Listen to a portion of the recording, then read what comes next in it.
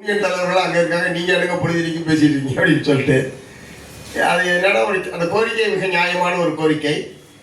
ரெண்டாவது, சாதாரண குடும்பங்களிலிருந்து வந்திருக்கக்கூடியவர்கள் தான் கேங்மேனாக இந்த பணியில் சேர்ந்திருக்கிறார்கள். ஆகவே அவர்களுடைய இந்த கோரிக்கை ஏற்கப்படுவது என்பது நிச்சயமாக அவர்களுடைய வாழ்க்கையில் மட்டுமல்ல, அடுத்தடுத்த அவங்க குடும்பத்துடைய தலைமுறையினுடைய வாழ்க்கையிலேயே ஒரு மிகப்பெரிய மாற்றத்தை ஏற்படுத்துவதற்கான ஒரு அடிப்படையாக இருக்கும் என்கிற முறையிலே தான் இந்த கோரிக்கை ஏற்கப்பட வேண்டும் என்பதில் மிக அழுத்தமாக மார்க்சிஸ்ட் கம்யூனிஸ்ட் கட்சி தலையிட்டது என்பதை நான் உங்களுக்கு சுட்டிக்காட்ட விரும்புகிறேன்.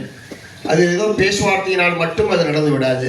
உங்களுடைய இடைவிடாத போராட்டம், ஒற்றுமை, இடைவிடாத போராட்டம், இவையும் சேர்ந்துதான் இந்த மகத்தான சாதனையை நிகழ்த்துவதற்கு அடிப்படையாக இருந்திருக்கிறது என்பதை நான் உங்களுக்கு சுட்டிக்காட்ட விரும்புகிறேன். அந்த வகையில் சங்கம் வலுப்பட வேண்டும், சங்கம் தொடர்ந்து செயல்படணும். சங்கத்தில் செயல்படுவதற்கான ஊழியர்களாக இன்றைக்கு இதனால் பலன் பெற்றவர்கள் வரணும்.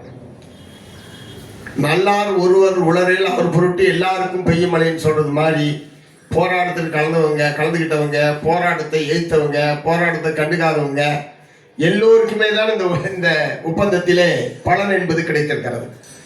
எல்லா காலத்திலுமே இப்படி கொஞ்சம் பேர் இருக்கத்தான் செய்வாங்க. இப்போ நாட்டுக்கு சுதந்திரம் கிடைச்சதுன்னா எல்லாருமா போராடனா, அப்பயும் கொஞ்சம் பேர் திண்ணையில் உட்காந்து வெள்ளைக்காரங்களாம் எதிர்த்து போராட முடியுமா, அவங்கள்ட்டெல்லாம் சுதந்திரம் வாங்க முடியுமா, வெட்டியை அலைஞ்சிட்டு இருக்காங்க அப்படின்னு திட்டின 4 பேர் இருக்கதான் செஞ்சிருப்பான்.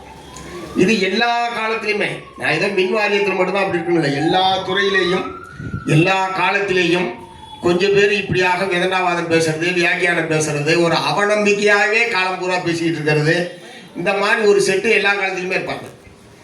அதே நேரத்தில் இப்படி ஒரு நல்ல உடன்பாடு ஏற்பட்டு பலன் வருகிற போது நான் போராட்டத்தில் கலந்து கொள்ளவில்லை, நான் கோரிக்கையை முன்வைக்கல, ஆகவே எனக்கு இது வேணாம் அப்படின்னு யாரையாவது ஒத்தாலும் எழுதி கொடுக்க சொல்லுங்க. இப்போ இந்த 6% ஊதிய உயர்வு எனக்கு வேணாம், ஏன்னா எனக்கு ஏற்கனவே கொடுக்கறது ரொம்ப போதும் அப்படின்னு சொல்லி யாரையாவது ஒருத்தர் சொல்லுங்க. சொல்ல மாட்டாங்க. நோகாம நொங்கு திங்கிற கோஷ்டி அதெல்லாம் இந்த மாதிரி எல்லா துறையிலும் இருப்பாங்க. அங்கே இருக்கிறாங்க நோகாம நொங்கு திங்கிற ஒரு கோஷ்டி எல்லா துறையிலையும் எல்லா மட்டத்திலையும் இருக்கத்தான் செய்வார்கள். இருந்தாலும் அதை பற்றியெல்லாம் கவலைப்படாமல் கோரிக்கை நியாயம், இந்த கோரிக்கை ஏற்கப்படுவதன் மூலமாகத்தான் தொழிலாளர்களுக்கு ஒரு உரிய ஊதிய உயர்வையும் பணி தகுதியிலே உயர்வு என்பதையும் உருவாக்க முடியும் என்று நம்முடைய சங்கம் தீர்மானித்த கோரிக்கை. அது நியாயமான கோரிக்கை என்ற முறையிலே தான் நாம் போராட்டத்தில் ஈடுபடுத்தி கொண்டிருக்கிறோம். எதிர்காலத்திலும் அத்தகைய போராட்டங்கள் நிறைய நடத்த வேண்டியிருக்கும். ஏன்னா இப்போ இந்த கோரிக்கை நிறைவேற்றதுனாலேயே சரி நம்ம வேலை முடிஞ்சது, இனிமே இவங்களோட இருக்க வேணாம், நம்ம காரியம் நிறைவேறிச்சு, இனிமே இவங்களோட இருக்க வேணாம், நம்ம பாட்டில் தான் உண்டு தான் வேலை உண்டு இருக்கலாம் அப்படின்னு பல பேர் மனசில் ஓடிக்கிட்டே இருக்கும். இனிமே இவங்கள்ட்ட சிக்கிக்கக்கூடாது, ஏன்னா இதுதான் முக்கியமான கோரிக்கை நிறைவேறிச்சே, நம்ம பாட்டில் தான் உண்டு தான் வேலை உண்டுன்னு இருப்போம். இப்படி ஏராளமான பேர் எனக்கு தெரிஞ்ச 40-45 வருஷத்தில் எத்தனையோ பேர் இந்த மாதிரி பலன் கிடைத்ததற்கு பிறகு, பலனை அனுபவித்ததற்கு பிறகு போனவர்கள் ஏராளமான பேர் என் கண் முன்னால் இருந்து கொண்டிருக்கிறார்கள். ஆமாம், அந்த மாதிரி நீங்கள் ஆயிடக்கூடாது. நீங்கள் நடத்துகிற ஒவ்வொரு போராட்டமும் உங்களுடைய தலைமுறைக்கானது, உங்களுக்கு மட்டுமானதும் அல்ல, உங்களுடைய அடுத்த தலைமுறைக்கு இதற்கு மேம்பட்ட வாழ்க்கை, இதற்கு மேம்பட்ட ஊதியம், ஒரு மேம்பட்ட பணிநிலைமை என்பதை நோக்கி செல்ல வேண்டும் என்றாலே நீங்கள் போராடுவது உங்கள் தலைமுறைக்காக என்கிற புரிதல் இருந்தால் எப்போதும் நீங்கள் அமைப்பை விட்டோ அமைப்பினுடைய படிகளை விட்டோ விலகி செல்ல மாட்டீர்கள். அதை தயவு செய்து மனசில் வச்சுங்க. உங்கள் காலம் முடிஞ்சு வச்சு புள்ள காலம் பார்த்துக்கிட்டு விட முடியுமா? நம்முடைய குழந்தைகளுக்கு ஒரு பாதுகாப்பான சிறந்த எதிர்காலத்தை உருவாக்கி தர வேண்டிய பொறுப்பு பெற்றோர்களாக இருக்கக்கூடிய நமக்கு இருக்கிறது. ஆகவே நான் நடத்தக்கூடிய ஒவ்வொரு போராட்டமும் நமக்கானது மட்டுமல்ல, நம்முடைய தலைமுறைக்கானது என்கிற முறையில் நீங்கள் புரிந்து கொண்டால் நிச்சயமாக இதை விட இன்னும் வேகமாக செயல்பட முடியும், செயல்பட வேண்டும் என்று உங்களை எல்லாம் நான் கேட்டுக்கொள்ள விரும்புகிறேன். இதில் பல கோரிக்கைகள் நிலுவையில் இருக்கிறது என்பது உண்மைதான்.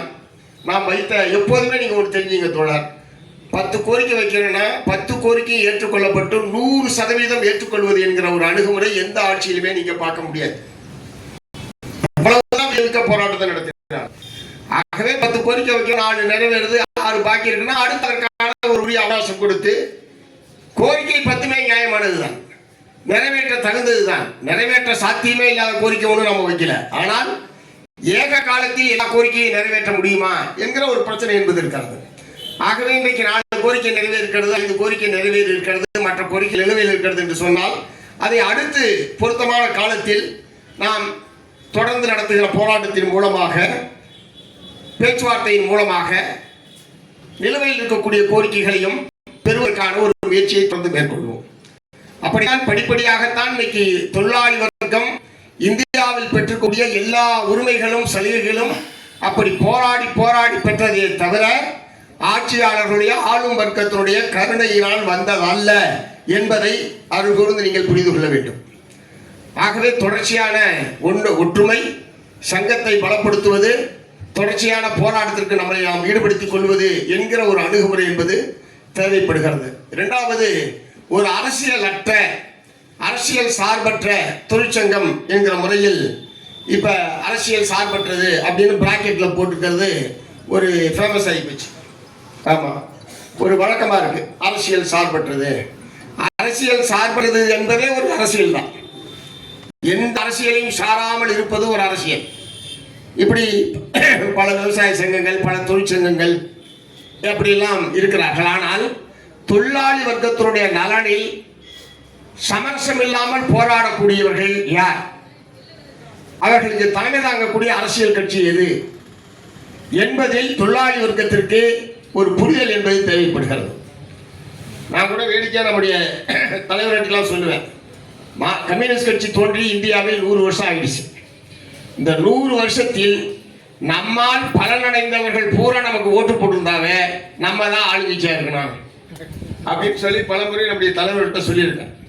அது விவசாயிகளாக இருக்கட்டும், பெண்களாக இருக்கட்டும், அரசு ஊழியர் ஆசிரியராக இருக்கட்டும், விவசாய தொழிலாளிகளாக இருக்கட்டும், அல்லது எதிலையும் சாராத பொதுவான மக்களாக இருக்கட்டும், மக்களுடைய அடிப்படை தேவைகளுக்காக நாம் நடத்தியிருக்கிற போராட்டம், இவற்றையெல்லாம் கூட்டி கழிச்சு பார்த்தா நம்மால் பலனடைந்தவன் மட்டும், நம்மால் பலனடையாதவெல்லாம் நமக்கு ஓட்டு போட வேணாம், நம்மால் பலனடைந்தவர்கள் மட்டும் நமக்கு ஓட்டு போட்டிருந்தாவே நாம தான் இன்னைக்கு ஆளுங்கட்சியாக இருக்கணும். ஆனால் என்னமோ தெரியல, சங்கம்னா இதில் இருக்கணும், ஓட்டுன்னா அதுக்கு தான் போடணும் அப்படின்னு ஒரு தெளிவான புரிதலோடு தான் செயல்படுறாங்க. ஆமாம், இதுக்கெல்லாம் இவங்க லைக் பண்ண மாட்டாங்கன்னு முடிவு போட்டாங்க. போட்டு ஆட்சி நடத்துக்கெல்லாம் இவங்க லைக் பண்ண மாட்டாங்க, போராட்டம் நடத்ததான் இவங்க லாய்க்கு, சங்கம் நடத்ததான் இவங்க லாய்க்கு, மற்றபடி ஓட்டு போக்குவரத்து இந்த மாதிரி இதெல்லாம் அதெல்லாம் மற்ற கட்சிகள் தான் அப்படின்ற மாதிரியான இதை கூட நீங்கள் ஒப்பிட்டு பார்க்கலாம். கேரளத்தில் இப்போ 3வது முறையாக நாம் ஆட்சி அமைக்க இருக்கிறோம். வேட்பாளர் பட்டியலாம் நேற்று வெளியிட்டாச்சு. அவன் அட்டவணையை வெளியிட்ட அடுத்த நிமிஷம் வேட்பாளர் பட்டியலை நம்ம வெளியிட்டாச்சு. அனைத்து சட்டமன்ற தொகுதிகளிலும் வேட்பாளர் அறிமுக பேரணிகள் என்பது நடத்தியாச்சு. 3வது முறையாக கேரளத்தில் நாம் ஆட்சி மார்க்சிஸ்ட் கம்யூனிஸ்ட் கட்சி தலைமையிலான இடது ஜனநாயக முன்னணி ஆட்சி என்பது அமையும் என்கிற முறையில் தான் பல்வேறு கருத்து கணிப்புகளும் வந்து கொண்டிருக்கிறது. ஆகவே மற்ற ஆட்சிகளோடு கூட நீங்கள் ஒப்பிட்டு பார்க்கலாம்.